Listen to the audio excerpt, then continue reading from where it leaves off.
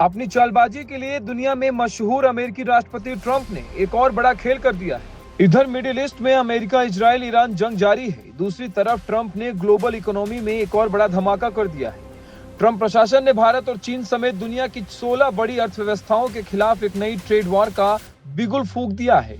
Media reports के मुताबिक Trump ने सुप्रीम कोर्ट से पुराने टैरिफ रद्द होने के बाद अब धारा 301 के जरिए नए टैक्स लगाने की तैयारी कर रहे हैं, जिससे भारत, चीन समेत दुनिया के 16 देशों में हड़कंप मच गया है। साफ है कि एक तरफ सरहदों पर बारूद की गूंज है, तो दूसरी तरफ बाजारों में टैरिफ बम फटने की तैयारी।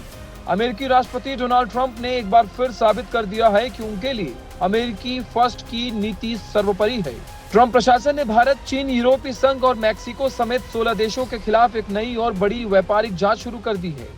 ट्रंप ने जिन्हें निशाने पर लिया उसमें भारत, चीन, European Union, Japan, the Korea, Mexico, Taiwan, Vietnam, Thailand, Malaysia, Cambodia, Singapore, Indonesia, Bangladesh, Switzerland, Norway शामिल है। अब आपको इसके पीछे की सच्चाई बताते हैं।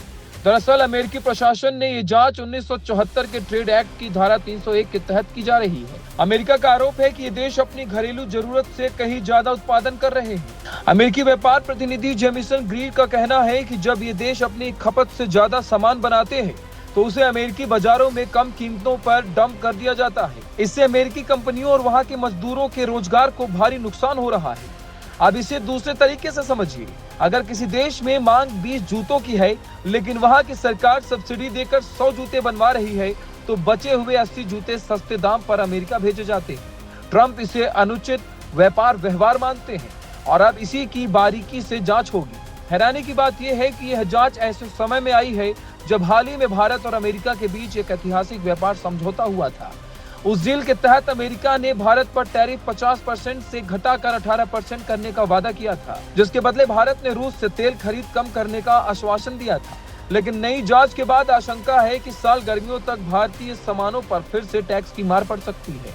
अमेरिकी प्रशासन ने साफ कर दिया है कि वे 15 अप्रैल 2026 तक जनता की राय लेंगे और मई में सुनवाई शुरू हो जाएगी। लक्ष्य साफ है, जुलाई में अस्थायी टैरिफ खत्म होने से पहले नया कानून रास्ता तैयार करना होगा, ताकि विदेशी सामानों को महंगा कर अमेरिकी मैन्युफैक्चरिंग को बचाया जा सके।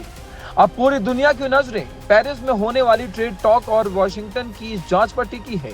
क्या भारत अपनी नई व्यापारिक दोस्ती के दम पर इस टैरिफ वार से बच पाएगा, या ट्रंप का टैरिफ बम भारतीय निर्यातकों की कमर तोड़ देगा, या आने वाला कुछ महीना ही बता पाएगा।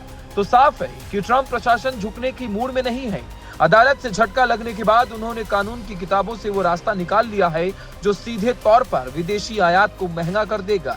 भारत के लिए चुनौती ये है कि वह अपनी औद्योगिक क्षमता और निर्यात नीति के बीच कैसे संतुलन बनाता है।